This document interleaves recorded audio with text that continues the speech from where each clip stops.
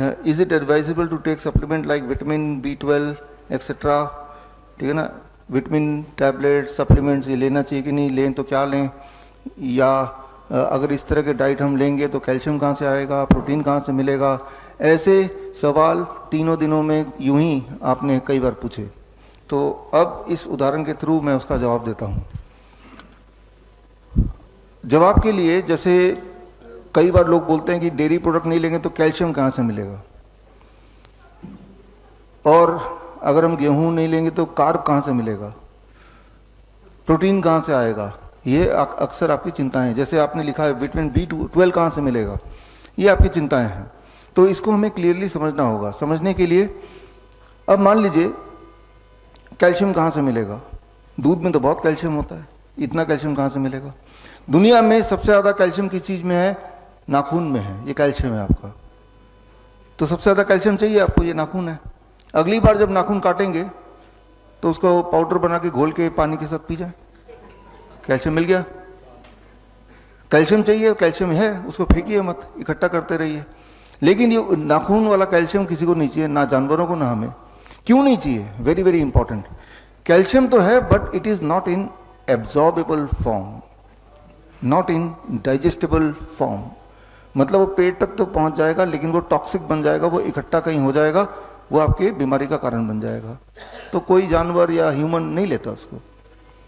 अगर आपको प्रोटीन चाहिए, हाई प्रोटीन डाइट, ऐसा कई लोग बोलते हैं मैं तो जिम जाता हूँ, हाई प्रोटीन डाइट चाहिए। दुनिया में सबसे ज़्यादा प्रोटीन ये बालों में है, ये प्रोटीन है पूरा 100% प्रोटीन। तो अगली बार जब बाल काटेंगे तो बोले इकट्ठा करके लाओ भाई, उसका नूडल बना लिया, खा लिया उसको। लेकिन ये भी नहीं करते क्योंकि वही वाली बात है, it is not in absorbable form, it is in a toxic form. Absorb होगा नहीं, बॉडी में कहीं इकट्ठा हो जाएगा, आपके लिए तंग करेगा, आपको बीमार करेगा, तो नहीं लेते।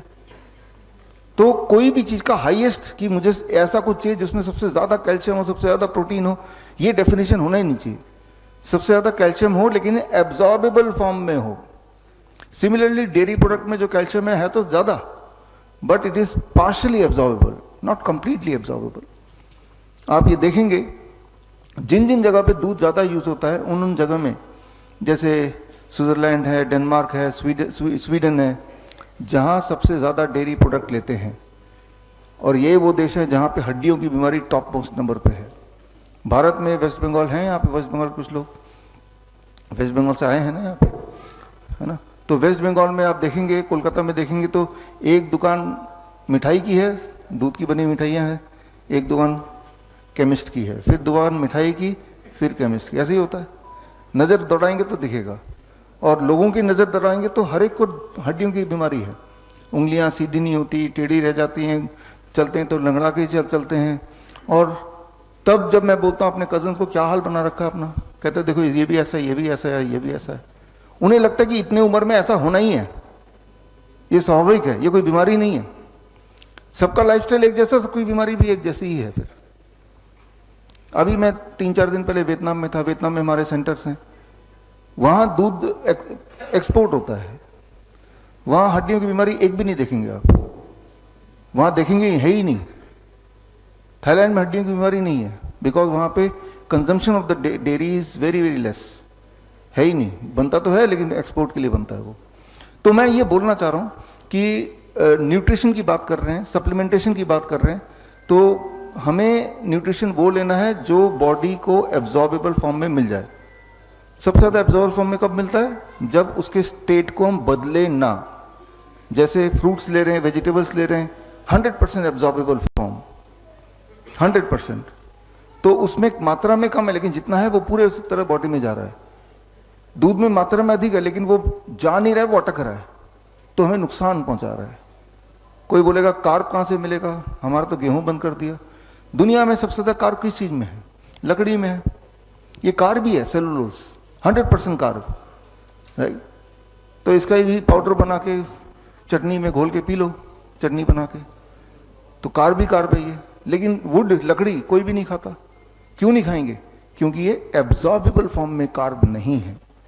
तो डेफिनेशन ये है कि वो फूड लेना है जिसमें कार्बोहाइड्रेट, प्रोटीन, विटामिन, कैल्शियम बहुत ज़्यादा हो लेकिन जितना भी हो वो एब्जॉर्बेबल फॉर्म में हो। तो जो डीआईपी डाइट आप ले रहे हैं इसमें वही चीज ले रहे हैं जो बॉडी एब्जॉर्ब करेगा, टॉक्सिक नहीं बनाएगा, है ना। तो आपके सवाल का पार्शियल जवाब तो ये होता है कि हमें सप्लीमेंट लेना नहीं है, लेकिन आपने स्पेसिफिकली लिखा है कि विटामिन B12 का सप्लीमेंट लेना है कि नहीं, क्योंकि आपको आइडिया है कि विटामिन B12 तो किसी प्लांट में होता नहीं है, और हमने 3 दिन से आज भी प्लांट ही लिया है, फ्रूट्स लिए, वेजिटेबल लिए, डेयरी प्रोडक्ट तो लिया नहीं।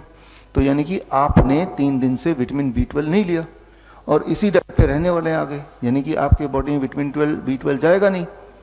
तो मुद्दा ये आता है कि जाएगा नहीं तो विटामिन B12 डेफिशिएंसी हो जाएगी, तो क्या करें। अब इसको ऐसे समझिए, एक गाय है, एक भैंस है, गाय के दूध में B12 होता है। गाय के दूध में विटामिन B12 कहाँ से आता है? गाय भी तो दूध नहीं पीता ना, गाय भी तो अंडे मछली नहीं खाता, तो उसके दूध में विटामिन B12 आता कहाँ से? वो तो घास खाता है सिर्फ। तो जब आप रॉ वेजिटेबल्स एंड फ्रूट्स खाते हैं तो उसमें there are certain good bacteria also, धोने के बाद भी, और वो पेट में जाता है, वो आपकी बॉडी की मदद करता है विटामिन B12 बनाने में। एक्चुअली विटामिन बॉडी बनाती नहीं है, लेकिन वो माइक्रोब बनाते हैं। इसीलिए अभी जो डिबेट चल रहा है कि विटामिन B12 को विटामिन B12 ना बोल के हार्मोन 12 बोलेंगे, क्योंकि विटामिन का मतलब ये है कि बॉडी नहीं बना सकती।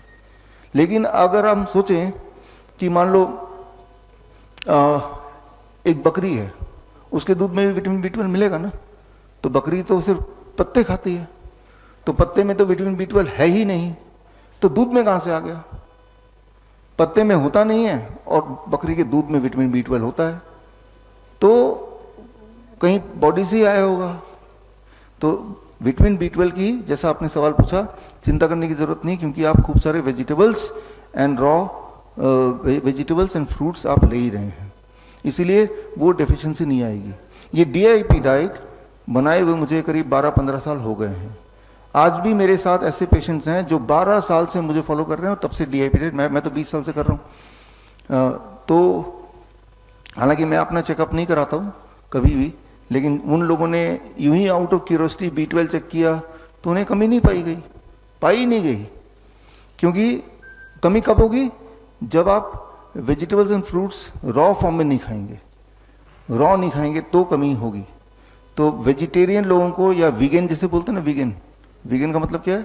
जो लोग डेयरी प्रोडक्ट नहीं लेते लेकिन कुक्ड फूड लेते हैं, तो कुक कर दिया तो अब विटामिन B12 बॉडी नहीं बनाएगी, लेकिन रॉ ले लिया जो आप ले रहे हैं, विटामिन B12 बनाएगी। सारे विटामिन, सारे मिनरल आपके बॉडी में रहेंगे, कोई दिक्कत कभी नहीं आएगी। बड़ी से बड़ी बीमारी का आसान से आसान इलाज घर बैठे ही हो सकता है। अधिक जानकारी के लिए कांटेक्ट करें nearest Dr. BRC clinic @ home।